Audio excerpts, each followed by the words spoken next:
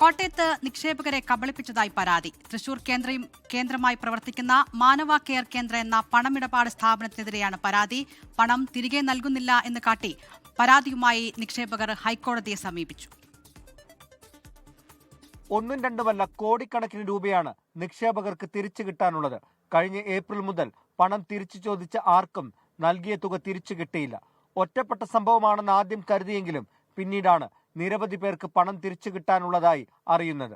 നമ്മുടെ ചിറമേലച്ചൻ അദ്ദേഹം മാനവ കെയർ കേന്ദ്ര എന്ന് പറയുന്ന ഒരു സംവിധാനത്തിലൂടെയാണ് കിഡ്നി കൊടുത്തതും ആ പേര് ഇവർ സ്വീകരിക്കുകയാണ്.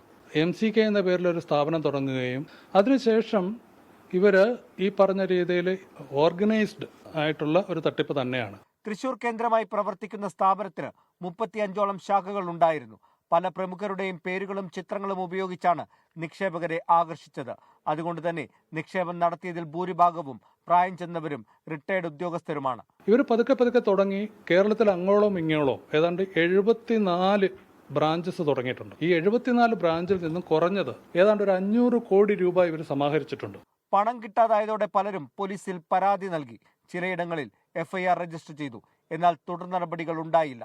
ഇതോടെ ഹൈക്കോടതിയെ സമീപിച്ചിരിക്കുകയാണ് നിക്ഷേപകർ. അതേസമയം സാമ്പത്തിക പ്രതിസന്ധി ഉണ്ടായിരുന്നുവെന്നും എത്രയും വേഗം പണം തിരിച്ചു നൽകുമെന്നും സ്ഥാപനത്തിന്റെ അധികൃതർ അറിയിച്ചു. 24 കോട്ടയം. ലോകത്തെവിടെയായാലും ഏത് സമയത്തും 24 വാർത്തകളും ഓഗ്മെന്റഡ് റിയാലിറ്റി പാക്കേജുകളും എക്സ്പ്ലെയിനറുകളും വിശദമായി കാണാൻ ഞങ്ങളുടെ YouTube ചാനൽ നിങ്ങൾക്ക് സബ്സ്ക്രൈബ് ചെയ്യാം.